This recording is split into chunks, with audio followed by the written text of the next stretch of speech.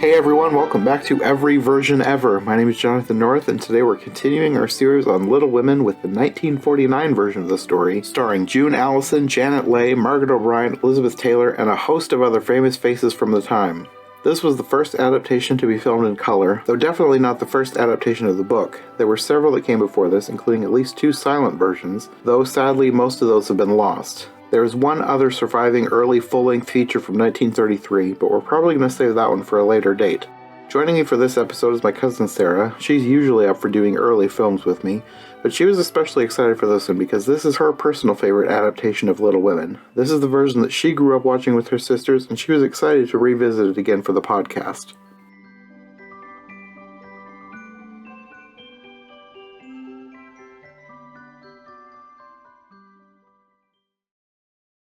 Okay, so Little Women, this was your favorite version growing up? Yes, my sister just said that we watched the 90s one a bunch too, but I have practically no memory of it, and I have a whole bunch of memory of this one, so yeah. So is it the only one that you have, thoroughly watched? I feel like it. Maybe my sister just watched the other one and then decided that we'd all watched it a bunch. I don't know. Because I remember parts of the other one, and I remember not being as big of a fan of it. But this one I really like. So what is it about this one that you really like? Well, it's cozy. Yeah. And I can't just say that it's because it's old, because I would say that the 1940s or 30s, whatever year that was, of the Pride and Prejudice was a good movie, but the 90s one is way better. Mm-hmm. So with this one, it really taps into the loving family dynamic, maybe even more than the book. The book, I think, had more sibling conflict. Yeah, I'd say so. Yeah, than this. They had more time in the book. She had more time in the book to flesh out sibling conflict. But the relationship between the mother and the daughters, there are all of these, I don't know, it was strange watching it again. I don't know if strange is the right word after all of these years, because I felt one way about it when I watched it years ago, and then watching it now, it was a little bit different perspective. What was different about it? Well, for one thing, I think my sister said it well when she said this really is like a play. There are all of these little vignettes or little speeches where they're talking about character and important human topics, but it's set in such a way that it really could be a play, like with the music and the way it's presented. Like, it doesn't feel entirely natural. I could see that, yeah. Like when the mother is talking about, of course I want these things for you. I want you to be, good. I want you to be happy. All of these things. Like, maybe somebody would have a conversation like that, and hopefully they would. But at that particular cadence, I don't know if they would have it. Probably. There would probably be a different tone. Like the one that the mom tone that I am using right now. I will say, though, that scene is from the book. I don't know if it's word for word from the book, but I recently listened to that part, so it is from the book. And part of it is so... Okay, here's a weird thing. Watching it before, I was so touched by Beth, and I was less touched this time, probably because I'm used to the story of Beth, but I don't know if that's entirely it. Here's the weird thing that happened to me. Watching this, it actually reminded me so much of, and my youth isn't over, but it reminded me of earlier youth, like growing up as, I don't know if I'll try and articulate this. Maybe it's partly because we watched this growing up, but also the environment of loving innocence and trust. This family environment, this youthful environment, but it's different now. Like, I'm at a different point in my life, and I'm looking back at the days when I was homeschooled, and you have your young friends, and it's just it's more innocent, even though there are still plenty of not innocent things going on in the world, and this story does touch on that too. It's different. It's a different time in life, and it really speaks to a certain bubble in your existence that is fleeting. And of course not everybody has it, but this book actually does, I think, speak to my feelings about youth. Okay. So generally how I felt with this movie was, like, I just watched the 90s version, and last year I saw the 2019 version. I'm not as familiar with this story because I read it once, maybe twice as a kid. It was read to us, and I haven't picked it up since. So I'm trying to reintroduce myself to the story now. So I'm not, like, attached to any one particular version over any other. Unlike me. Yeah. So part of me liked this one better than the 1994 version. But at the same time, there were things about it that, maybe it's what you said about things not feeling totally real, like more like a play. Because the 1994 version, it felt like real people. Right. And I could totally see that. The problem I had with the 1994 version, though, was it just was like clips of their life. It wasn't like one continuous story, which I feel like they did way better in this version. Sure. They put everything together in a cohesive narrative that really flowed did really well. Yeah.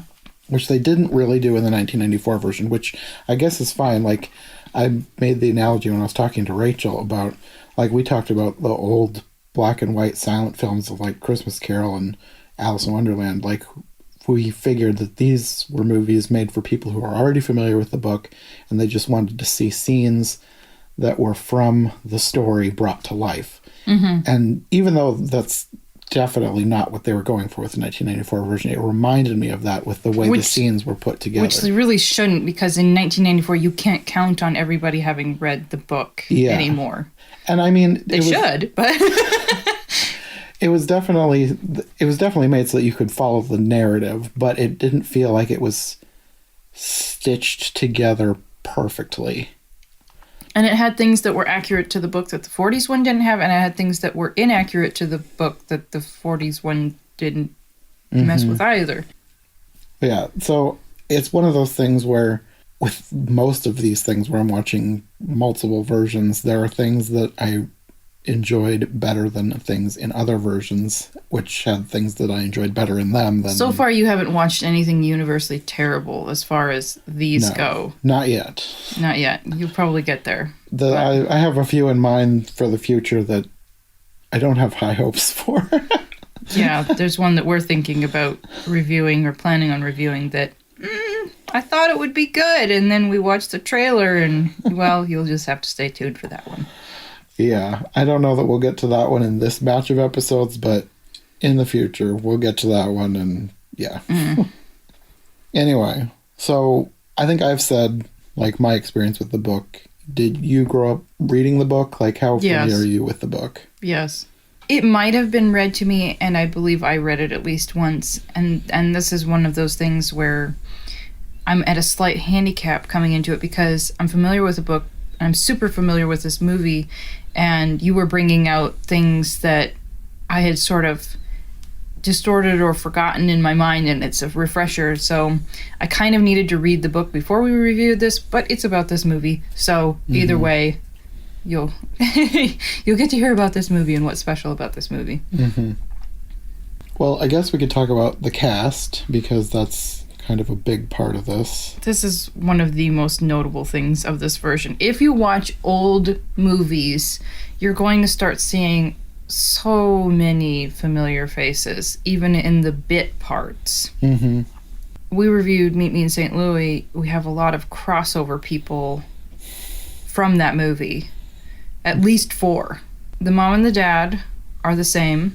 Margaret O'Brien, who played Tootie, is Beth, who's this tragic, sweet-natured Tiny Tim type figure. And the doctor is Grandpa from Meet Me in St. Louis. Oh, he is. Yeah. No, and Okay. you'll see him throughout different old movies, you know, playing a kindly judge or whatever. Yeah, okay. Yeah. But yeah, Margaret O'Brien is the most familiar face to me because we've seen a bunch of things that we've reviewed with her in it now. And then, I mean, it just goes on. None of the sisters are obscure people. Mm-hmm. You have Janet Leigh as Meg, who you might be familiar with as the person who gets stabbed to death in Psycho. That's about all I've seen of that movie and all that I care to see. I'm traumatized. And Amy, you have Elizabeth Taylor and June Allison as Jo. And one of the things that got confusing to me was Amy is supposed to be the youngest, but I'm so used to watching this one where Beth is literally younger than Elizabeth Taylor, Margaret O'Brien is. And I feel like they had to have just decided that Beth was going to be the youngest in this one because there's no way that I'm supposed to believe that Amy is younger than Beth from these actresses. They had to have just decided, well, Beth's going to be the youngest. I don't know why they did that. I mean, Beth... I have a feeling it's just because they wanted Margaret O'Brien to play Beth. Sure. And why not? Yeah. I mean, and perfect. Elizabeth Taylor does a great job being a snob. Yeah. But she doesn't look... If you're looking for a really young-looking schoolgirl person, it doesn't make sense unless Beth is just being tutored at home because she's scared of people. I mean, it doesn't make sense for her to be home and Amy to be at school. But I didn't think that's true that much watching this growing up. I really didn't. Well, I think in the book, Beth was homeschooled and Amy wasn't. Like, Okay. I think they were given choices as to what they wanted to do. Sure. Because there's the whole thing about, in the book, not this version, where Amy is pulled out of school because of what happens with the teacher. Right, which they really softened in this version. Very they much so. had her, she drew a silly picture of the teacher, and he ends up choosing not to beat her hand and lets her go, and it's far gentler. This is a very gentle movie. Yeah. You can see, though, even though you have Amy played by the same person throughout the whole movie, there is at least an attempt through her clothing to show her going from childhood to being grown up, if you're paying attention. One of the things that I had a slight issue with, not like I'm upset about it, but it was just like, in the book, Amy mispronounces things all the time. She doesn't understand things because she's young. She's very young. And they kept that in this version, even though she's obviously older, so she comes off as a ditz. And I noticed that more watching it now, and I'm like, why would you at that age pronounce elegant that way? Like, it didn't fit as much. And whereas years ago, I didn't really think about it, now I found myself analyzing it a little bit more, probably because we were talking about the ages, and I don't know. So, I can't remember, did that kind of drop off as she aged? I feel like it was not as noticeable at the end. I think by the time she was, at least by the time she comes as her companion, it's like she is growing up and she's... Okay. And you do see character progression because at first she's very selfish and you can see her making a little bit of strides, and then when you get to, like, not much of a stride, but when you get to the part where Beth has had her feelings hurt at the party, Amy, instead of eating both of the treats that she'd stowed away, gives Beth one of the treats. So right there, you can see some character progression. So she gets better throughout the story. Not that she's ever absolutely horrible. They make her kind of funny. But she is rather bad. Yeah. What do you think about this version of Marmee? Oh, she's one of the best parts of the movie, if not... It's hard to say that she's the best part, because before I might have said, I don't know, she's one of the best parts, because the woman who plays her plays a great, gentle mother figure. She's just lovely, and it kind of goes back to the cadence of the speeches. That's the only thing that feels maybe a tiny bit off, but she's a good actress, and she's she does a really good job playing a tender-hearted character who's also wise, self-restrained. From the versions I've seen, my favorite is still 2019, Laura Dern. I thought was the best. Which I haven't seen, so I can't weigh in on that. But I would say that this is my second favorite, because one of my least favorite parts, not that she was bad, was in the 94 version. She just felt too... Abrasive. She didn't feel like... She didn't feel like Marmee. She felt too kind of modern. She didn't feel like somebody of the time, and she didn't feel as warm and tender. She wasn't. No. That's something that I have remembered from that she bothered me. Yeah, she just didn't seem like Marmee. She was a good actress, but she didn't fit the part, to me anyway. But yeah, I liked this one a lot better in Marmee. She's great. And the fact that they sacrificed for her, she had earned that. You see her character throughout the whole movie, even though she doesn't, I don't know, she has enough lines, but even when she's not speaking, she's off helping people. She's off being a wonderful human being. So any devotion that she gets from her family is amply earned. And you see that a little more in this version too, over the 94 version, because in the 94 version she did do these things, but it was mostly off screen. Like, you didn't even go to the Hummel's house, which kind of bothered me at the beginning. Like, they did take the Christmas dinner tour, but like in this one they actually go to the Hummels. You see the Hummels, you see what they're doing. There's actually like conflict about taking the Christmas breakfast to them, which there really wasn't in the 94 version. They all just kind of dutifully decided that was the right thing to do, and then they took it like that. But there's actual conflict here, which is supposed to be there. It's like that's in the book. They had like a crisis of conscience, like trying to figure out what they needed to do, and especially Amy. And like, there was a little bit from the 94 version with Amy, because they had that scene with her like holding on to the orange, like she didn't want to give it up, and then she put it... That sounds pitiful. See, with this one they infuse humor into this whole thing, where they're talking about, people are starving all of the time. I try not to think about it. That was a good line. And one of the most memorable things, and maybe it's silly, but I always think about the part where she's like, one for you, and one for me. Isn't this fun? But just that line, one for you, and one for me. She was still getting her breakfast that way. She was still keeping her treat.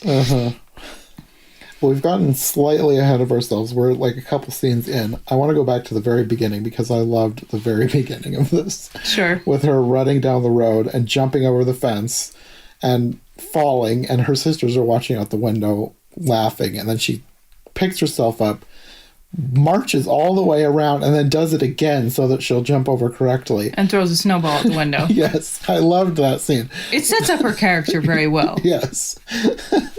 That just cracked me up. I thought it was great. That's one of my favorite scenes from this movie, I think. I don't know why. I just love it. And they also set up...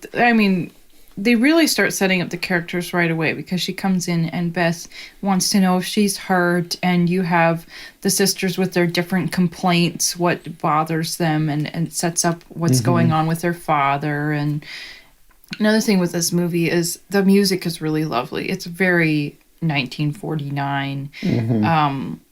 It's very sweet, lots of violin, so they can create either, the perky, the drama, the really tender, heartfelt, oh my goodness, something's happening, right, with all the orchestra music. So that's another really nice part of the movie. Yeah, they did a really good job with the beginning, setting everybody up and making the conversation flow and feel natural. And I think they combined a few scenes, but in a way that felt natural and didn't feel like they were jumping around. Like I said, with the 94 version, it felt like they were going from scene to scene without any like bridging, and I think they did that really well. And then they also introduced Laurie towards the end of this scene, with him watching from afar. Was it the housekeeper talking about what his background is? So yes. It's natural. And the scene where she goes and waves, and then he waves back, and she's like, "That dreadful boy, he waved back." I don't fully get that, but it's funny. I don't know why she was upset, but that made me laugh. That dreadful boy. And you kind of have to play along with this version a little bit. Like, June Allison is kind of like the 90s Sense and Sensibility. She's far too old to be playing Jo, but yet it still somehow works. Mm-hmm. Because she doesn't look like she's 45 or anything. And yet Meg is older than her in the book, but in real life, the person playing Meg was younger than June Allison. Mm-hmm. And Peter Lawford, who plays Laurie, another very familiar face. He's like 26, 25. I mean, he's a hunk, but he doesn't look like a schoolboy that ran away to join the army and got hurt and shipped to his grandfather. So that's probably one of my biggest, I don't want to say complaints, but like nitpicks about this is the ages of the characters as opposed to the actors. Probably Laurie is one of the most noticeable with that, especially because of the way they said that he ran away to join the army and lied about his age. Like, he does not look like someone who needs to lie about his age. I mean, you could, like, oh, he just got away with it because he looks like he's 25. They might have come closer. Well, it's one of those things, if they had had two actors, or if they had gotten somebody who was like 20 years old, mm-hmm.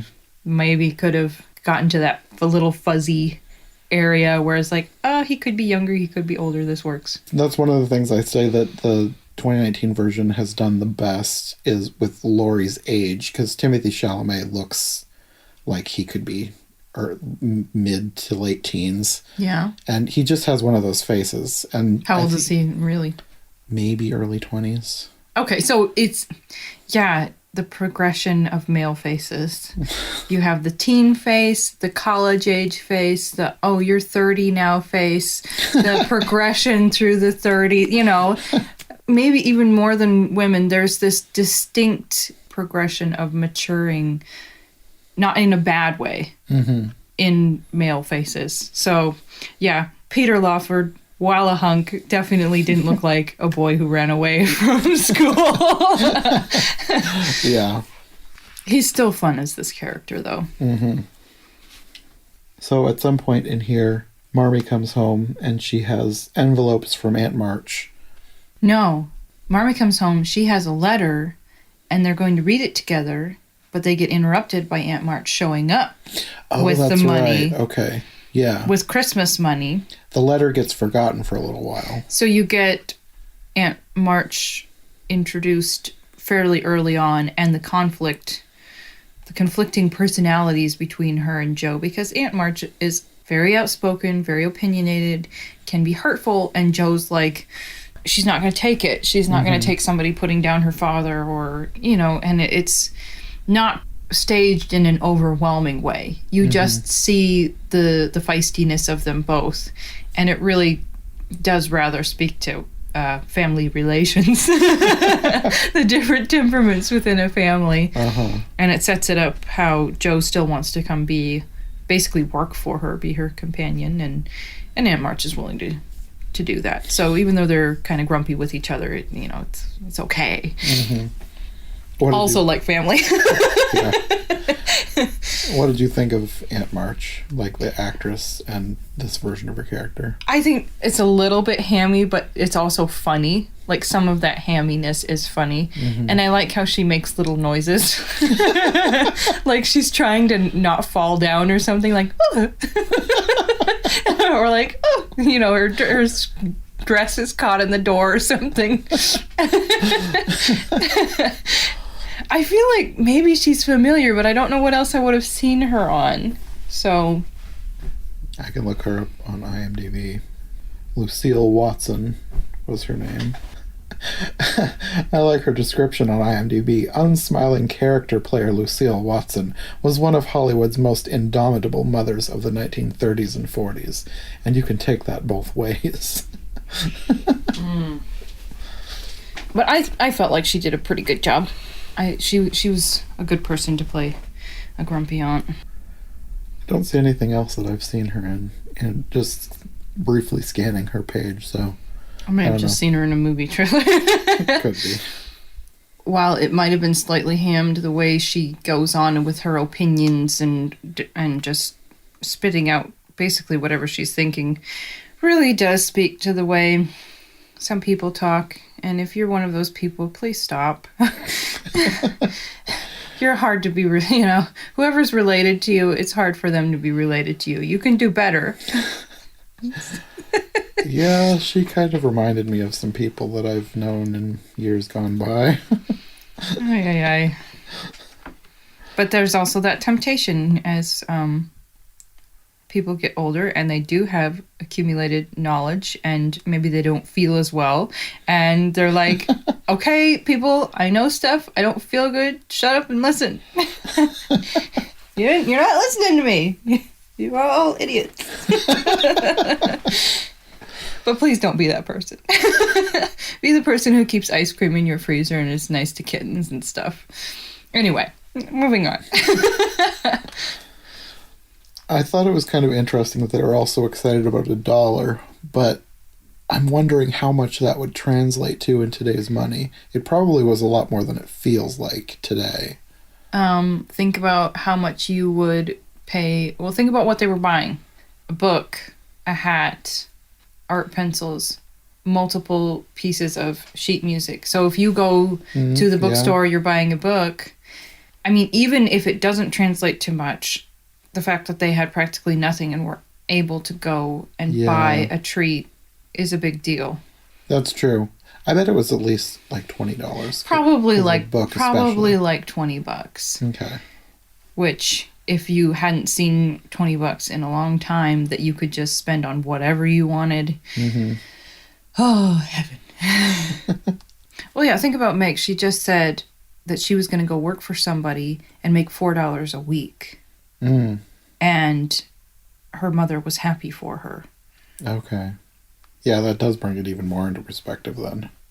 So basically they've just been given like maybe a day's wages almost. I don't know. Yeah, it was a nice present. Yeah. From the rich lady. So yeah, they buy all these things, and when they get home, I think Hannah, the maid, comes in. There's a message from Marmee from Mrs. Hummel, which is the poor neighbors. They're nearby anyway. It's a poor family that they know, and they need Marmee. So she leaves, and they all talk about Marmee, and then collectively decide that they want to get her things, and they decide they're going to return all the gifts that they just bought themselves to buy things for Marmee. Except for Amy, who's hoping that she can get a present and keep... I think she ends up keeping like one pencil. Yeah. So they put all these gifts under the tree, or is it a tree? Mm-hmm. They put... It's a little bitty tree. Yeah, on this little table, and when Marmee gets home that night, she sees all the gifts and kind of tears up. Yes, they have a slow pan over all the nice little things that they got for her. Mm-hmm. With touching violin music. So then the next day is the Christmas scene where they find out how much the Hummels are in desperate straits, and they decide to give them their breakfast. And there's also talk about how they used to be rich, because that's kind of a thing with all these versions, but I think it's more noticeable in this one, talking about how things used to be. Mm-hmm. And one line that I liked was Amy saying something like, "How was I dressed when we were rich?" And in diapers.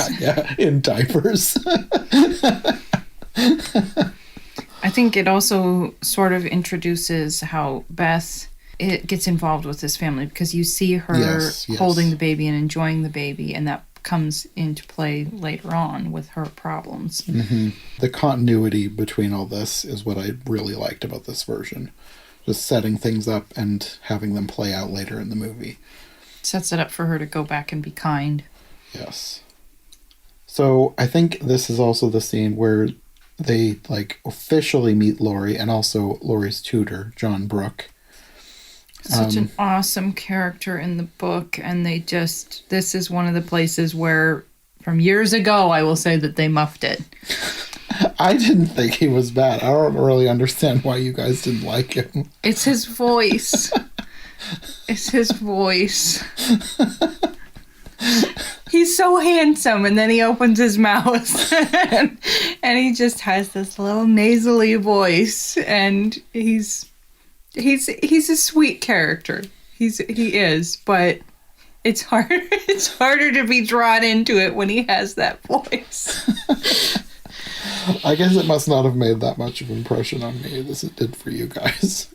No, it didn't. But yeah, it sets it up to right away showing that he's interested in her just by the way he's, noticing her. Not in a creepy way. Mm-hmm. Yeah, so after the Hummels, then she goes over to visit him because I think he was Joe sick. to Laurie. Yes, Joe Not Meg to John. No, yeah, that's true. Joe goes to visit Laurie because I think Laurie is sick, but he has something that's not contagious. Mm-hmm. So then you get more introduction to them. And she becomes friends with the grandfather. Mm-hmm.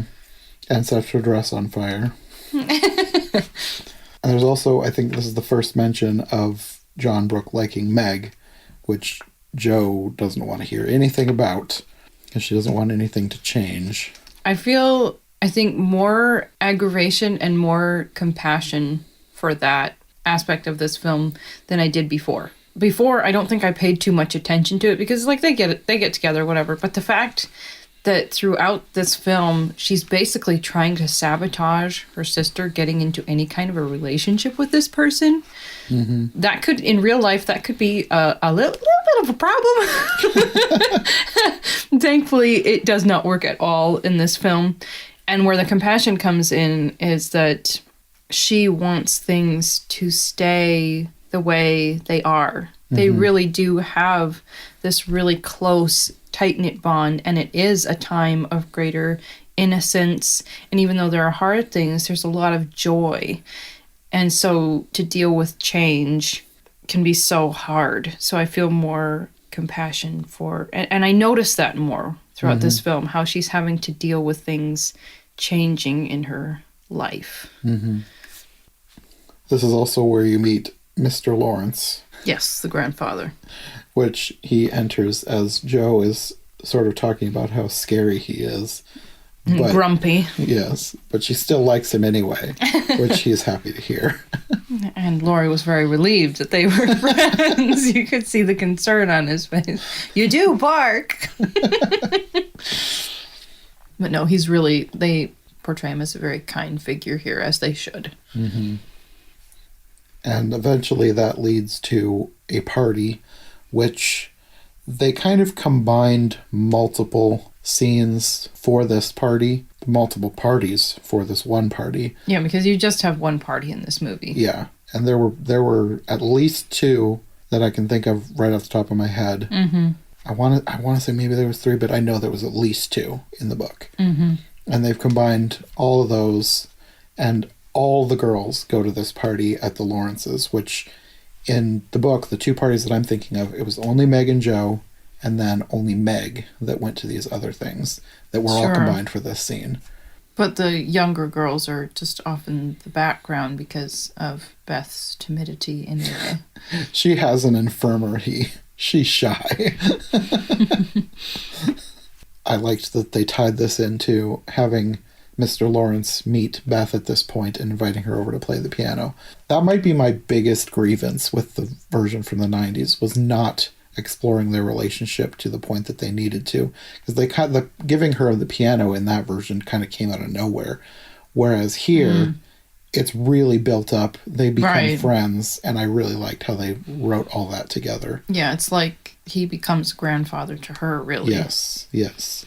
They did that relationship very well in this movie. And you have Joe dancing with Laurie in the other room because of the patch on her dress from setting it on fire. And at some point, Amy and Beth overhear Sally Gardner and I think it's her mother, but I'm not 100% sure. Yeah, it's gossiping. Her mother. The gossip changed slightly in this version. I think they're talking about Laurie and Joe, where it was Laurie and Meg in the book, just talking about how whichever girl is being gossiped about in whichever version is just with Laurie because they want to marry him for his money. Right. And that really upsets Beth. She's like crying and they have to leave. And they changed that. The thing that made them leave in the book was, I believe, Meg hurt her ankle. And Laurie ended up giving them his cab to take home. But here it's because they've combined all these scenes. I thought they combined these scenes really well. That's one of my biggest praises for this movie, was how well they combined things. Because this book is very long. There's so much that happens in this book. And the fact that they were able to condense things down to a 2-hour movie like they did and use so much of it without it feeling forced, I really liked that. They also have Meg having to leave the party, and you see a glove in the chair, and it comes out that John Brooke, who had been visiting with her, keeps the glove. So they're already building on that relationship too. And then at home they're talking about the gossip, and they all swear not to tell Marmee, but I'm pretty sure that in the book they actually do tell her, and that's where one of Marmee's speeches comes in, is because they're talking about what they were talking about and what she wants for them.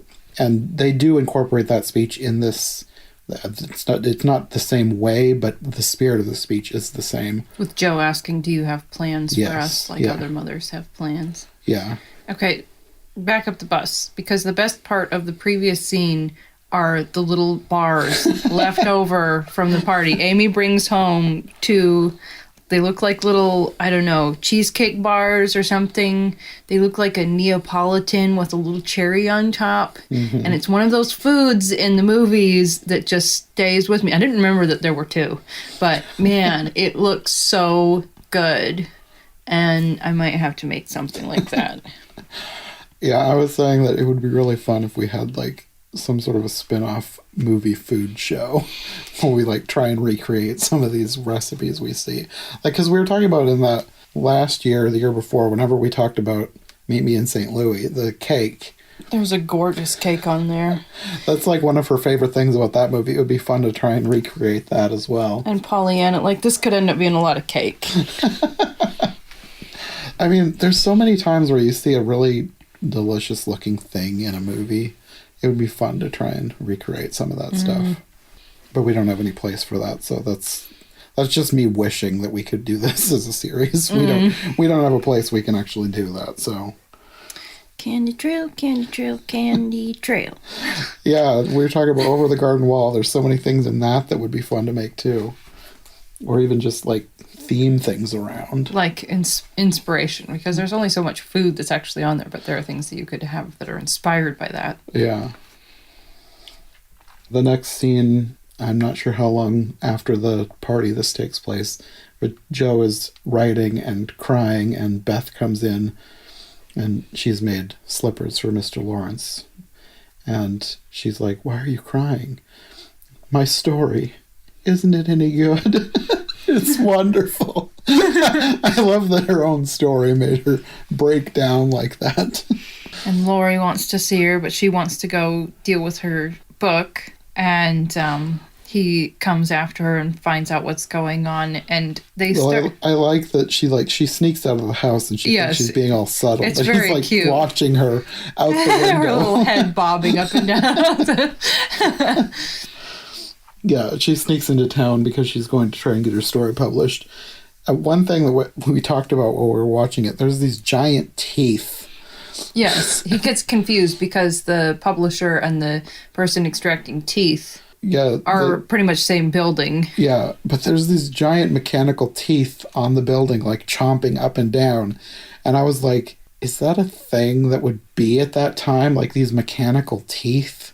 Is that a thing that they would have? I feel like, okay, maybe I'm making this up, but I feel like in the book, maybe he did get confused of why she was there. You are not making this up because I literally just listened to this chapter before you came over. Okay, here's the thing. If they just panned in on some signs, people might miss it. But if they had giant mechanical teeth, it would be easier for them to catch the plot point. That was in the book. The giant chomping teeth was in the book. Really? Yes, it was.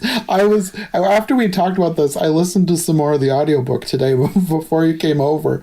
And that happened. I was like, wait, that was from the book? That was literally in the book? It's been a long time since I read it. You can tell.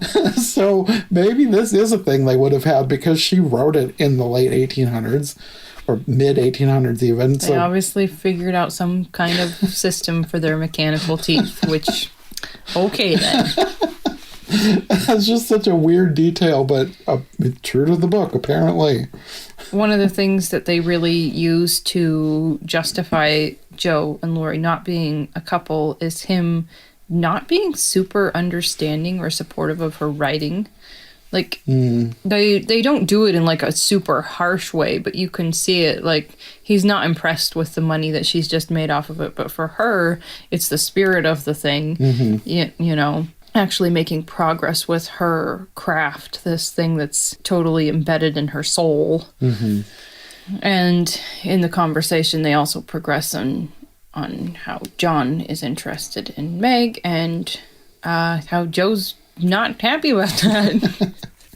Yes, she's basically furious. And Laurie's acting like someday she's gonna feel differently about that stuff, and he's trying to make an advance, and she knocks him down and starts running.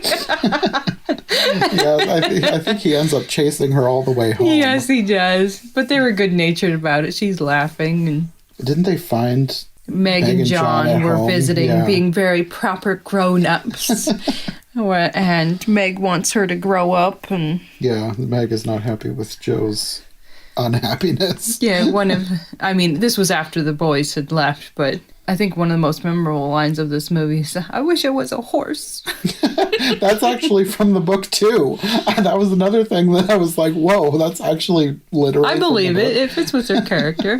I don't think it was said in the same spirit. I think it was more of a joke in the book. Like, she wasn't, like, angry about it or anything, but the line was from the book. Okay. There was also a thing in here, kind of dark foreshadowing with Beth after the whole encounter about Meg and John. She says, "Promise me, Beth, that you'll never leave us." Oh, dear. I think she had just gotten home from helping at the Hummels. It might have been. Either way, it was like dark foreshadowing. What did she say? That she didn't want her to grow up or something like that? I don't remember, but yeah. I don't remember that specifically, but either way, that's... knowing what's coming, it's kind of dark. Oh, yeah. She had just come home because they get back inside and they find the piano. Oh. Yeah, so then she goes to thank Mr. Lawrence. And there's another thing. This piano is cursed because it had belonged to the granddaughter that had died. Oh my word, I never even thought about that. Like, they don't say that the piano is cursed, but this does not go... Burn the piano! Don't pass this on to any other unsuspecting children. It's unclean! Oh wow, I never even put that together. But no, she's like another granddaughter to him, and it's sweet. And for her to come out of her shell and to be kissing him on the cheek and stuff, and in her very, sweet, mild way, she's still very quiet, but the fact that she's come out of her shell and she's hugging him and thanking him and all that. And I also liked how kind of shell-shocked she was walking down the road towards the Lawrences. Like, I can't believe I just got this. She does a good shell-shocked look, because there's another one later after the Hummels happens. She was a very good little actress. So at this point, this is where they get the news that father is in the hospital and they need Marmee to go care for him, I guess. Well, see, with the telegram, they probably had no idea. They may have had no idea how bad it was. In the book, it just said that he was sick. I got the impression, at least from the different movie versions I've seen, that he was wounded in battle. Yeah. But in the book, it just said he was sick, and they needed Marmee to come and help care for him. Which, of course, you have no idea how bad that's going to be. And John's going to go with her. Now, he was going to go back on duty, wasn't he? Or was he just accompanying her? In the book, he was just accompanying her, and in the 94 version, he was joining the army. And I guess I kind of just assumed that was from the book, but apparently it wasn't. So I'm not sure if they made mention of why in this version, but in the book, he was just accompanying her. He was going along to take her and which is wise. Be a protector. Look after her. I mean, it could be dangerous or hard for her to travel on her own anyway, let alone during a war. Yeah. So. Yeah, because in the book, Mr. Lawrence wanted to accompany her, and she wouldn't have it. So he left, and then John comes back and says that he's going to go with her. Marmee needs money from Aunt March. And this is another thing where I didn't realize how much these different versions have deviated from the book. In the book, Laurie goes to ask Aunt March for the money. And I was not expecting that because I just listened to the chapter today. So Laurie is the one who went to ask Aunt March for the money. And all the stuff that in this version Aunt March says to Joe, she basically says in the letter that she sends home with the money. So she gives Laurie a letter to take with the money that she needs. And the letter basically says, I told you so, in however she says it in her way. With cash. Yes. Here's a slap and a hug. Yeah. But in this version, Joe goes to ask, and they have like a fight. And she basically insults her to her face, and then she refuses to ask her for the money. And this is where the scene with the haircut comes in. Well, I don't know how much she insults her rather than just standing up to her. Like, I'm not going to stand for you talking. Yeah, it more insults the family, like, because the dad wouldn't listen to her, and he didn't listen to me. Oh, you're talking about the aunt being insulting, not Joe. Yeah, the aunt was insulting. Yeah. So Joe leaves. She's not going to ask for the money. And eventually Aunt March decides that she's going to give them the money, so she goes herself to bring the money. But Joe has left thinking they're not getting money from Aunt March, and she needs to find a way to get money herself, and she sells her hair. Which did happen in the book, but it was more of she wanted to be helpful, and that was her way of... Like she wasn't worried about her actually having money. Yeah, I think so, yeah. She just wanted to make sure that she had enough money. I think so, yeah. It did not play out the same in the book as it did Which would here. make sense, because she probably didn't get $25 for her hair. Would she? She did. Really? It was $25 because she passed by. She was walking through town trying to figure out a way to make money. She passed by the barbers and saw hair in the window, and some were up to $40. And she thought that she could get that much, but he told her that her hair color wasn't quite as sought after. So, and he at first didn't even want to cut her hair, but then his wife came in, heard the story, and convinced him to do it, and she got $25. Alrighty then. Yeah, that's something that they would pay that much for hair back then at all. I'm wondering exactly, like, why did they buy hair for people? Did they Why did... Okay. Think about the pictures of Victorian hairdos. Makeup was not so much of a thing. If you wore any distinguishable makeup, you might be considered to be a loose-moraled woman. But having big, fancy hair and huge, fancy gowns, that was okay. So they bought other people's hair to make the hairdos? The hair market was big. Okay. Like, you think about somebody with normal hair. Even, like, I have long hair. But to get that really full effect, you know, you could either buy hair or you could save your own hair, like from combing, whatever, and make your own rats. I lose so much hair in the shower. Like, if I'd been saving it all these years, like, you could probably make a human statue. And so it makes sense that she could sell her hair. I didn't realize that you would get such, or I had not remembered or not thought about how good of a price you could get on it. Like, if Meg's making $4 a week. Yeah, really. And that might have been part-time. So let's say a good job, you got $10 a week. I don't know. But that's a good amount of money. I suppose it has to do with the amount of time it takes to grow the amount of hair that they're trying to buy. Probably 1/4 to 1/2 inch a month. Yeah. It takes time. Yeah. I mean, it comes, but it takes time. Now you know about the hair market. Yeah. I mean, it makes sense. I just had never really given it too much thought. I didn't realize that the big hair came from other people's hair. Sometimes. I think probably more than we realize. Huh. Okay. And nowadays, of course, I don't know how much you're selling rather than you're donating hair, say to Locks of Love. Mm-hmm. Well, that's what I was wondering about, is like, are people making wigs out of this hair? Because that was my thought, was like a Locks of Love situation, except being sold for that instead of donations. Yeah, no, not really. I mean, I could see how sick people could have been somewhat involved, or people who just needed the hair, but I've probably far more to do with fashion than anything else. Probably. That makes sense. Knowing what I know about the time period and how important fashion was to a certain class of people, it makes sense. I think fashion is important to most people. It's just how much you can actually manage to do with it. That's true. How tired you are. How much money you have, how tired you are. Yeah, that's true. So anyways, back to the story.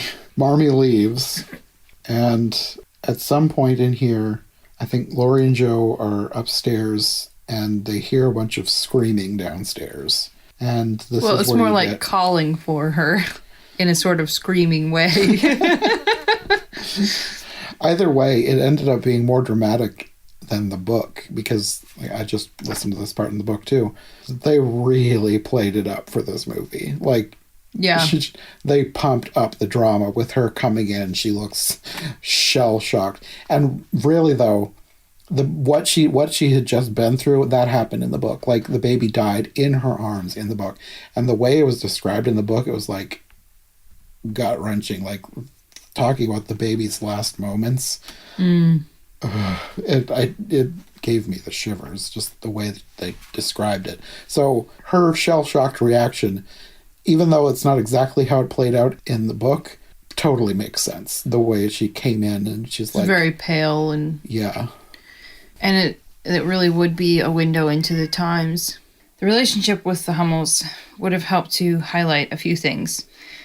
Poverty, scarlet fever, and infant mortality. Because infant mortality at the time would have been far higher. I think that tide really started to turn with sanitation and probably other methods at the beginning of the 20th century. Mm-hmm. And of course, we're talking about 1860s right now. So they're touching on fearful, hard, yet common things of that era. I'd have to look up the timeline on scarlet fever, how long that was a scary thing that people had to think more about than we do today. Is that something that was eradicated by a vaccine? Because you always hear about polio, but you don't really hear about scarlet fever as much. You know what? I don't know that it has been entirely eradicated. It's just something that's not as dangerous as it used to be. I don't think it's as treatable. common. Man, I'd have to look it up. I wonder if antibiotic or something makes a difference. Now, see, I don't have the answer on that one. I don't know what the timelines and the treatments are for scarlet fever. Wikipedia says, as of 2020, there is no vaccine. Prevention is by frequent hand washing, not sharing personal items, and staying away from other people when sick. The disease is treatable with antibiotics, which prevent most complications. So apparently it is still around. It's just not as common. It's one of those illnesses that's treatable with antibiotic and proper sanitation and proper separation, which she probably had absolutely none of those taking care of the Hummels. Anyways, yes, Beth has now contracted scarlet fever, and... This is so bad, because now I'm like, I wonder if I've ever had scarlet fever. Oh, no. If you have, it probably wasn't as bad as Beth got it. Mm-mm. So, Beth is in dire straits. In this movie, it progresses much quicker than in the book, because in the book, when she first gets it, she's just kind of sick, and they decide they're not going to tell Marmee. They're not going to send for her because she's off taking care of their father, and they don't want to worry her.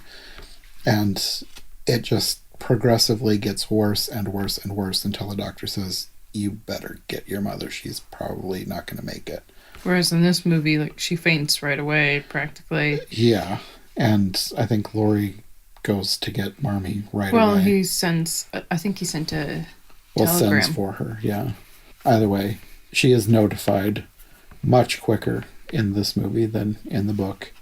But they do say that it had been days. Was it weeks in the book? I want to say it was probably more like a month or more, because Amy left.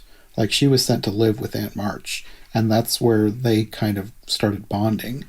And that's why Aunt March eventually decides to take Oh, just Amy to keep Europe. her safe from scarlet Yeah, fever. because Meg and Joe had it earlier in their lives, and I guess you don't get it twice. So like chickenpox. So they were going to be fine, but Amy had never had it, so she was immediately sent away to live with Aunt March.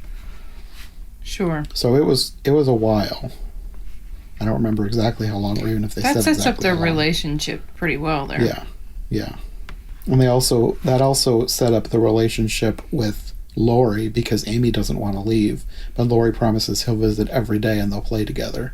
So they, for probably at least a month, they're together every day, just the two of them. Sure. Beth gets worse, but Marmee arrives, as well as their father. She starts improving at that point. And Which, what a time for the parents. yeah, Yeah. Like, I just leave to check on my husband, who may or may not be making it, I don't know, and now my daughter here is sick with scarlet fever. you also have Amy saying that she made a will, Yes. which was kind of a big deal in the book too, because there was a whole thing about her learning about Aunt March's will and learning what a will meant and feeling like, well, what if I die? And then I don't want people fighting over my stuff. So she's got to figure out who's going to get each thing. And then she had it notarized by a witness, and Laurie was the second witness. And yeah, the will was a big part of the book too. And they kind of nodded to that in this one, like she made a will. But it doesn't have as much impact when Amy looks older and Yeah, kinda. and it's just sort of perkily said Yeah, when Beth is already getting better. yeah, It was more of a point of humor rather than Yes. seriousness. yes. I think it was humorous in the book too, but it had a point, more of a point than here. And at some point, I don't remember if it's like after she's like totally better, but you get more with Meg and John. The line that I have written in my notes was Joe confronting Meg about this. And she says, I hope you don't think you're in love, because you're not. And it points to youth, because she thinks that she knows about it just because she's written about it. And she just doesn't want things to change. Yes. And one of the things that I think about watching this is that there's talk about Meg being too young, which she is younger, but it doesn't seem to be any kind of an issue. She must have been old enough that it was like, meh. Did she? I feel like Joe may have convinced her somewhat Yeah. in the book to turn him down. I haven't gotten to this part yet in the book that I'm reading, but Here's what created, maybe she tried to turn him down. I don't know. But here's a part in the book that they don't really include. And that was feminine pride. When John starts making advances towards her, I don't know if he had asked her to marry him or if she cared for him. I think maybe she blushed.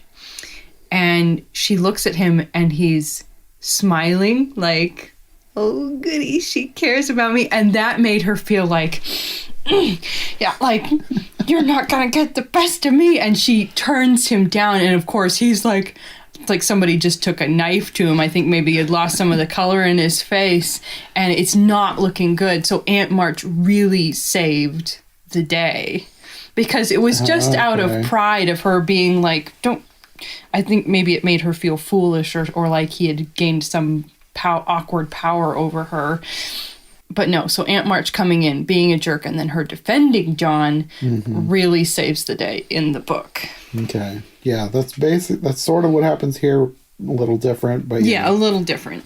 Where Joe had sort of convinced her to maybe turn him down, and she almost did, sort of. And then Aunt March comes in and starts acting like she's not going to give her any money if she marries this poor guy, and I remember in the book too her saying, you know, my John wouldn't, you know, defending his character, and in the book he does hear that, and it's like this yes sort of moment.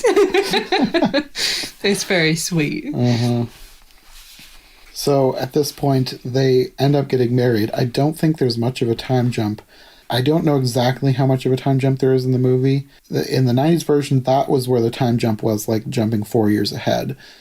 I feel like it was that way in the 2019 version, but it's been like a year since I've seen that one. Like they got married and then it jumped 4 years, or it jumped 4 years and then they got married. Okay, so like a really long engagement? Yeah. Like she must have been, did they portray her as just being young enough that they needed to wait, or? I think so. Okay. But I need to get to this point in the book so that I know for sure how the book happens. But this is where, as I've seen the other versions... You want to reread this? But this is where the time jump happens. Like, the first half is when they're younger, the second half is when they're older, but this is where that time jump happens in the 94 version. There's not really a time jump in this version. They just kind of go right into her getting married. Oh, now I need to find out what their ages were, because I could see, like, you know, maybe if she was 16 and he was 20 or something like that. Well, I kind of feel like this probably where there is a time jump. Whether or not it's 4 years, I don't know. But when Louisa May Alcott originally wrote it, she wrote it in 2 volumes, Little Women and Good Wives. And the Good Wives half was when they got married and died. But that's why I think there probably is a time jump. But I don't know how much of a time jump.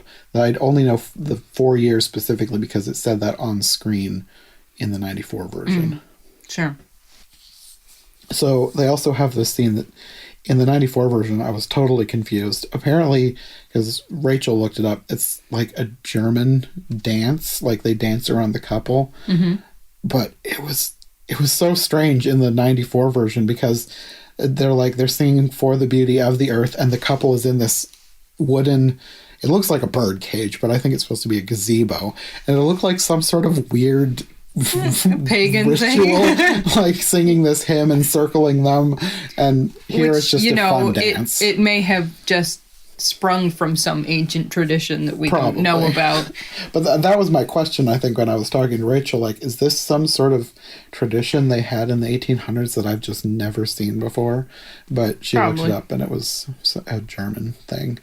Whereas in this one, you just see the couple in the middle, and they're just happily dancing in and out and around them, and you don't think anything of it. Like, you can get what's going on. Yeah. It was Beth playing like a jaunty little tune on the piano, whereas it was a little more solemn in the 94 version, singing this hymn, circling them. It just seemed very significant in that version, and here it was just a fun wedding thing. So at this point, Joe wanders off and Laurie follows, and this is where you get the whole him confessing his love and wanting to get married, and she doesn't want to get married. Acting like they would fight, and we would fight. And She basically says she doesn't think he'll ever get married, and that she'll ever get married. Yes, she doesn't think she'll ever get married. And he tells her that, yeah, you will get married, and I won't be around to see it, and he leaves. He was acting like he would have to stand by and watch her marry somebody who was poor and... Yeah, something like that. He didn't want to see somebody else marry her. Yeah, and he was going to go to the devil. Whatever that means. Yeah, he stomps off, and that's the last you see of him for a while. So Joe wants to go away to New York, and she thinks that Laurie will get over her while she's gone. Who can blame her, man? Life changes and things being awkward with him. And she's thinking that things will be back to normal when she gets back, which is kind of wishful thinking. Yeah. So she moves to New York to be a governess for somebody named Mrs. Kirk, which I think she was a friend of Marmy's. Maybe. I'm not 100% sure, but It's the family knew her somehow. It's a boarding house, but the children apparently needed looking after. Just a couple of cute little girls. I found myself feeling like that looks like kind of an enjoyable job. It's not like they were little holy terrors. There's just a couple of cute little girls. Yeah, they were a lot better behaved than... In the 94 version, I don't remember if it was towards the beginning, the ones that Meg was taking care of, but, like, they looked like holy terrors. They were, like, making faces, and they looked like nightmare children. These children looked a lot nicer than the ones there. And I feel like in the book, if I remember correctly, when she does go to that job, I don't remember them being bad kids. I don't think so. They've never, in the versions I've seen, they've never been portrayed as bad kids. So I'm not thinking that they were in the book either. She was a fixed babysitter. Yeah. And it allowed her to write. Yes. There's also another character here, Sophie, who is screamed for quite vigorously. Yes, who is Ellen Corby? And I had forgotten about her being in this movie. I probably knew, but just think Grandma from the Waltons, and think It's a Wonderful Life, the one who's at the bank. Like, could I have $17.50? Okay, I didn't put that together. Yeah, it's that person. I liked when she comes down the stairs, just the way she's descending the stairs. Yeah. Like she's been on her feet for the entire day. It was probably a fairly accurate portrayal. I think I said something like, I worked 17 hours. So this is where you meet the kids, and they're being chased by a man in a bear rug, Professor Bear. Which, it took me a while to put together that pun. They have a handsome Italian man playing a German man who's, yeah. And the interesting thing was I noticed that he didn't seem to be all that much older than her. So I looked it up. He's only a year older than her. Like, the actors. Maybe two. I don't know what the age gap is supposed to be, but I think it's supposed to be at least 15 years. Sure. And it was not in this version. I'd have to look it up. In the book, I feel like he was a big, burly, balding, rosy-cheeked.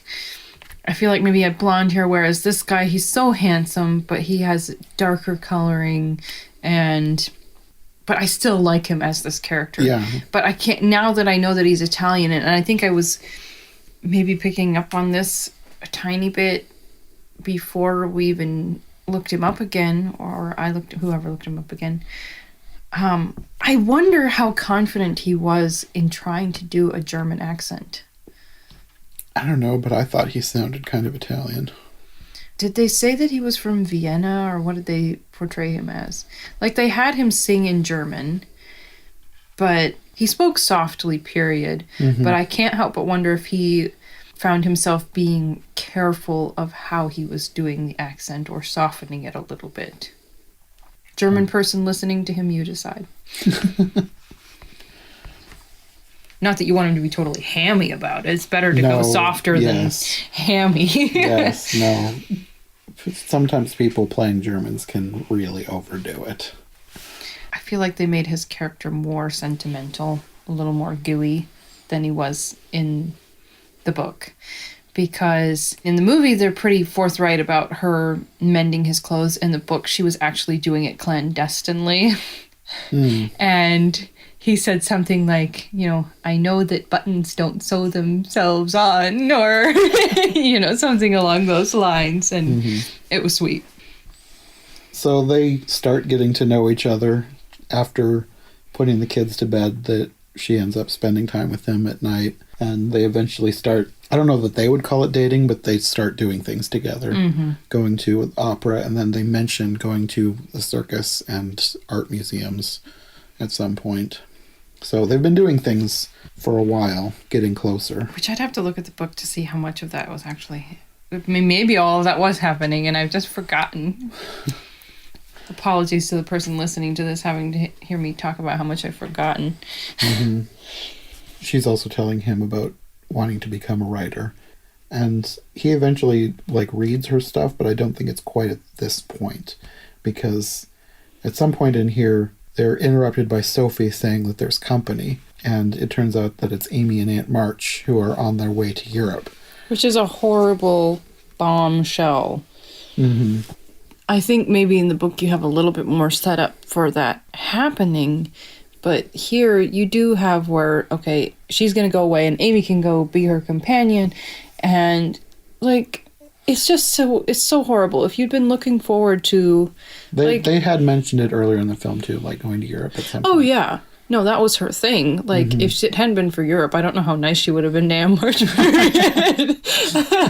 But this thing that she'd been looking forward to forever, and then all of a sudden, it's one of those moments where you're being faced with something terrible, and you have to try and act calm and kind. I mean, you could fly off the handle, but Mm-hmm. there's just this stunned thing of her trying to be nice about it, even though it was very hurtful. Mm-hmm. But it was, I mean, Aunt March did say, maybe sometime. Which, She also said something like, Amy and I get along famously, and I never got along with you. yeah, basically. It's honest and it's true. And then she also finds out that Laurie has gone to Europe, that he was in New York and he didn't come to see her. Mm-hmm. Which, yes, that hurt her, but realistically speaking, like, if you were Laurie, even if you wanted to see her, Akko Taco. So it's bringing up, it's a very awkward and hurtful meeting. Mm-hmm. And then she goes upstairs and Professor Bear has read some of the garbage that she has written, and he wants to steer her in a different direction, but his timing is interesting. Yeah, he basically gives her what he sees as a helpful critique, and she breaks down crying, but it's not really because of... It was the straw on the camel's back. Yeah. And she's trying to be nice about it. And this is actually a very sweet scene because he is giving her good advice, but it also gets misinterpreted because he thinks that she is mourning over Laurie romantically. Mm-hmm. Well, part of her being upset, too, is that they revealed that Beth is not doing well. Oh, right. So it's a that was whole another hailstorm thing. Yeah. of nastiness. Yeah. And then he feels bad and he's criticizing himself, but there's obviously a strong friendship and respect there, and Mm-hmm. they're both mature adults.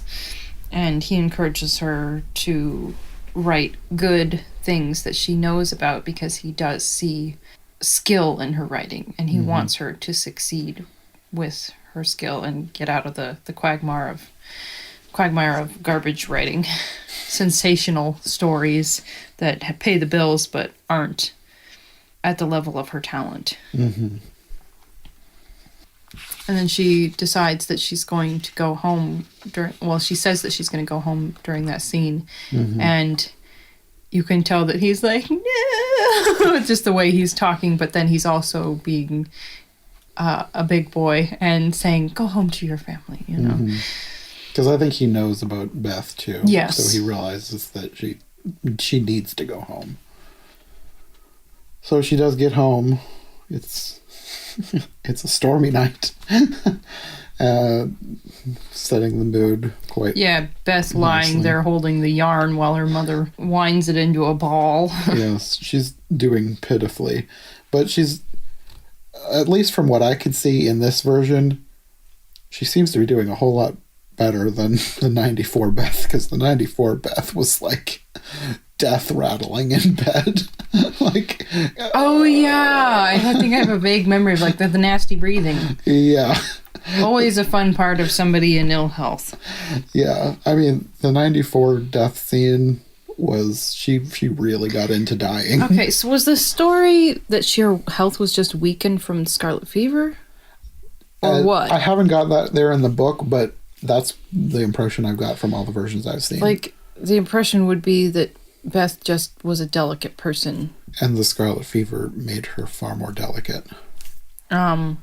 One of the things, I don't know how much I picked up watching or thought about it watching years ago, is when Jo comes home and there's this warm greeting between her and her mother, and just this moment where she sees Beth and they don't say anything, but you know that it's registering in her brain, like, oh, this is bad. And then she switches on the pleasantness and, goes and greets Beth and then goes and talks to her father and finds out that this is hopeless and she's just supposed to act brave anyway. Yeah, because her father says something like the doctor says there's nothing they can do. Basically, this is the end. So then she goes to talk to Beth, and Beth is basically trying to comfort her. Well, she wasn't trying to talk to Beth. She's up in the garret or whatever, crying on the sofa, and Beth comes along like a little ghost. I think Beth says something like that she already knows that she's dying. And not to tell the parents. Yeah, they're just gonna, or don't tell Marmee or whatever she said, and you're just supposed to, they're all supposed to pretend like this isn't happening, I guess. I don't know how helpful all of that is, but hey, if it comforts them. Uh-huh. I mean, in the end, I guess if they can fool each other and so you're not talking about, but maybe you need to talk about death. I don't know. Well, they do, at least, so... that's good. I think she basically makes it seem like she's accepted what's going to happen to her, but she says something like she knows that even in heaven she'll be homesick for Joe. Oh, there's this whole speech, which I think probably made me cry years ago, where Joe is like, what is it, a seagull, strong and wild and afraid and fond of the wind and storm or something like that, and she's like a cricket on the hearth, and she never wanted to make plans about when she was grown up because she couldn't bear the thought of leaving, and she thought that it's like she had decided in her mind that she must never have been intended to grow up. And that she was okay with it, but even in heaven she thought that she would be homesick for Joe.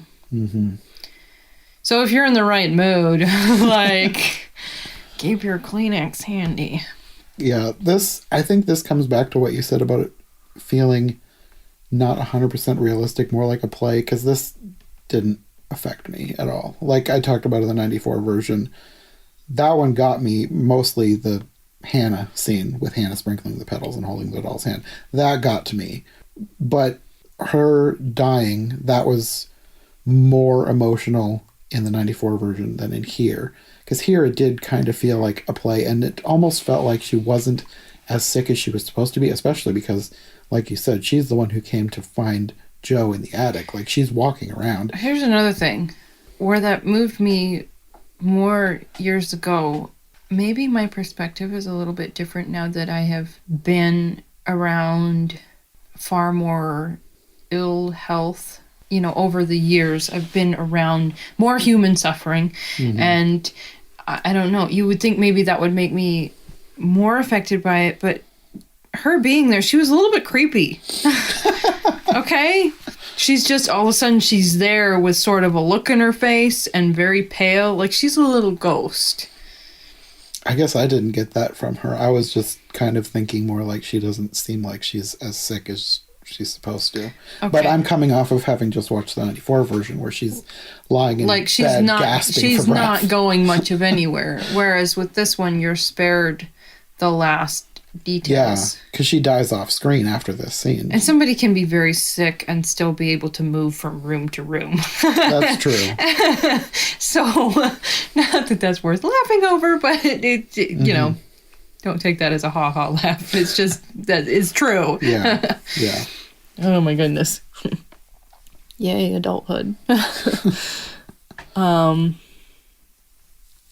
So, yeah, she eventually does die off screen. You don't see the last moments. And then transitioning to sometime later, Joe has written My Beth. Mm-hmm. In this scene where you see her finishing her manuscript, dedicating it, Meg drives up and they have a conversation that basically discloses that Joe still stands by not being with Laurie, and Laurie now has feelings for Amy and she's good with it. Mm-hmm. There was a scene earlier when Amy and Aunt March had come to see her in New York, where basically Amy says something like, if we see Laurie in Europe, do you want us to give him a message? And she says something like, just tell him that I hope he finds someone that will make him happy. Well, before that, she says, tell him I love him like a sister, which is Yeah. like, oh. Just rub salt in that wound Oh, for me. yeah, let's scrape it open and apply chunky salt while we're at it. Like, oh, thanks. Love you too. They don't really show the development of that relationship. It's just that they're in Europe together. It's a thing. Mm-hmm. They just hint at things, kind of like when they stop by when she's in New York and say that, Meg is expecting, isn't it dreadful? And she thinks it's, wonderful. Aunt March thinks it's dreadful. And then later on, there's a reference to when they're having this conversation, I think, how are the twins or something like that. And then a little while later, you see the twins at the house when everybody's coming together, that happened actually in the book you would have a lot more buildup of their relationship, but they come back to the house and they're married, like Amy and Laurie are married. And so if you go from her expecting twins to having, it's maybe a longer gap because the babies were already fairly good size. Yeah. I'm not sure how long she spends in Europe, but I get the impression that it's quite some time because, and I'm not sure what happens in the book, but she's studying art. She's becoming an artist in different versions. So I'm not sure exactly how that matches up with the book. And they do touch on her interest in art. They really do in this movie, but they don't flesh out. They don't have scenes of them in Europe. It's just, it happened. We only have 2 hours or whatever to make the story happen. Get used to it. Yeah, some things have to be cut, and they're focusing on Joe, so that's an easy cut to make for them.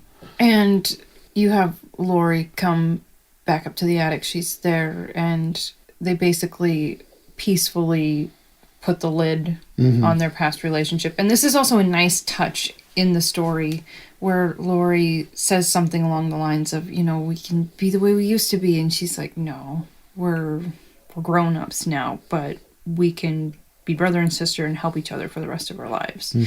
And so this recognition of, this person who all this time was having such a hard time with life transition, this is the way it is. I'm cool with it. We're going to move forward. Yeah. We have to be grown-ups now and say goodbye to the past. I really like the resolution there with their They didn't make it relationship. they didn't make it awkward. Yeah. They got the awkwardness over with earlier. Yeah. And so everybody's together again. And all of a sudden, Professor Bear shows up at the door, and Laurie answers the door, which is... Laurie doesn't know who he is, but he realizes who Laurie is because of things that Joe has said. And he peeks in and sees that there's company, and he, being the humble guy that he is, doesn't want to impose, and starts to wander off. She is given a book that he's brought, which ends up being her book that he got published, and she runs after him. And this is a nice scene because they get it over with very quickly. That boy, he's married to my sister, and he's like, oh, I don't really dare speak, but I love you, babe. Not in those words. And he has nothing to offer but a full heart and these empty hands. And she puts her hand in his, not empty anymore, she says. And they go back into the house, and there's a rainbow over the house, and it's all happy. And that was a very fast resolution. Yes, it was. And as lovely as all that is, the book is more fun. Because I remember Mr. Bear coming to their house. They're not engaged or anything. And Mr. Bear just gets along great with her dad. And I don't know if it's one of her little nephews or something making some sort of comment about, I don't know if they say that he should marry her or something like that. And I think Joe hides it, but she's secretly very, very pleased. This little kid making a hint in that direction. And there's more buildup of him getting incorporated into the family and accepted with the family before they get engaged. And it's very, very sweet and it's fun. But for the sake of the timing in this movie, it works. And it's sweet. it kind of ended similarly to the 94 version, and I'm wondering if the 94 version took their cue from this version in how they wrapped it up, because it basically ended the same way with sort of the proposal in the rain. Whereas in real life, if somebody is coming into your life, it makes sense for them to be getting involved with your family and having awkward conversations with children or whatever. Yeah. There wasn't a huge amount of detail in the 2019 version, but there was a lot more than this. And he had more interactions with their family in the 2019 version before the so final which ending. one do you think may have taken a cue from 94? I think 94 Okay. took their cue from this one because it ended very similarly. Not exactly the same, but similarly enough that I think they may have liked how this one ended and decided to just like redo it this in is their a own nice way. clean package Yeah. to wrap it all up. Yeah. Okay. The end. Yeah. Of this version. I've still got more that I'm going to be watching. So with this version, I would say it's pretty innocent and it's cozy. They make some things softer. If you were to watch this movie with kids, this is a really good version to watch with kids. I'd say, read the book together. But I think it's just a very sweet, innocent version. Mm-hmm. So I enjoyed growing up with it, and you might too. Okay, well, I guess that's going to be all for this episode. We'll be back for another version at some point. Probably not this month, but whenever I do Little Women again, we've got at least one more in mind that we're going to do. So Sure. I guess we'll see you then. Bye.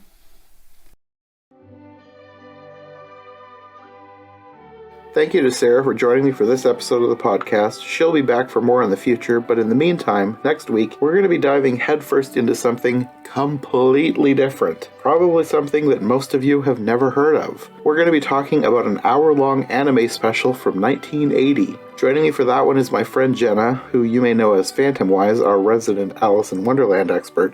But she loves a lot of other classic literature as well, and when she heard there was an anime adaptation of Little Women, she jumped at the chance to talk about it. So that's going to be next time. We'll see you then for more Little Women on every version ever. Thanks for listening.